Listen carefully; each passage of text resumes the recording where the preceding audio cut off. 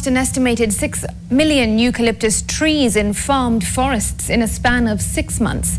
The Kenya Forestry Research Institute, KEFRI, established this in the wake of an ongoing ban of eucalyptus veneer exports, institute harvesting of the immature trees on Kenya's tree cover, and the loss of revenue occasioned by the exportation of the veneers as raw materials to India and China. Tonight on The Heartbeat, NTV's health and science reporter Bridget Ngana looks into the findings by KEFRI and what it means for the country's tree growing agenda.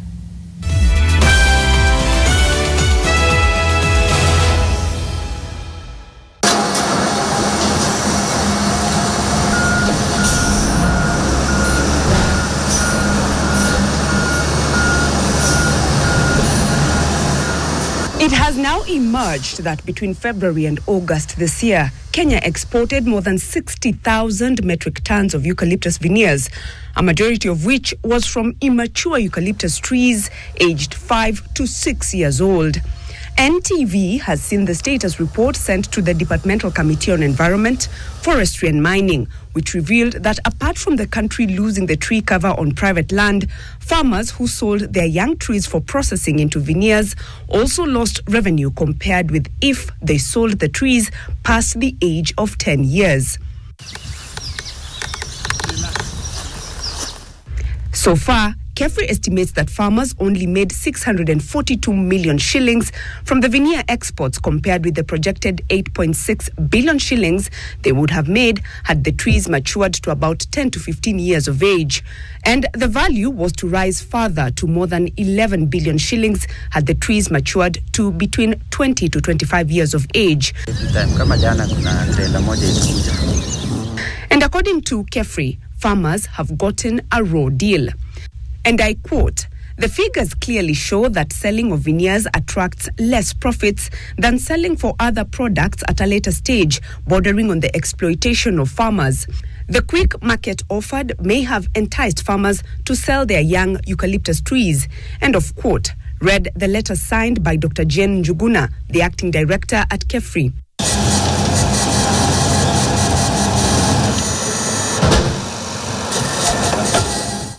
According to the Kenya Association of Manufacturers, representing the Timber Manufacturers Association of Kenya, the loss of eucalyptus trees spells doom for the local timber industry that relied on farmed forestry.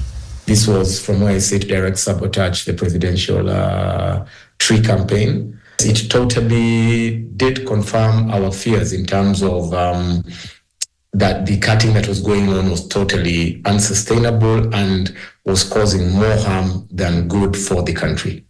Now, these are the small eucalyptus poles that are used during construction. So these are picked from thinnings, and at the end of their shelf life, they are circled back into the fuel wood industry. The fencing pole story and the Kenya Power poles, because oil rural power does not use concrete poles. It uses wooden poles. So right now, Kenya Power, as we're speaking, has been experiencing challenges. One of the reasons when we approached government and asked for this to be suspended was Kenya Power itself was unable to get enough poles to take power to the rural areas.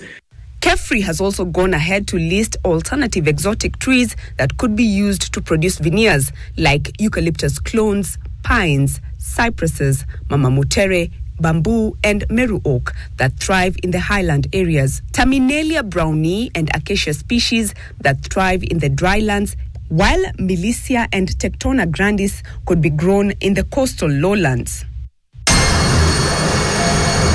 KAM believes that KEFRI should have done a feasibility study prior to the harvesting of the immature trees. When you look at farm forestry and the spacing of trees, it's very different from what happens in commercial forestry. So if you're looking at blue gum or eucalyptus on commercial forestry, you're doing a spacing of about 3 by 3 meters.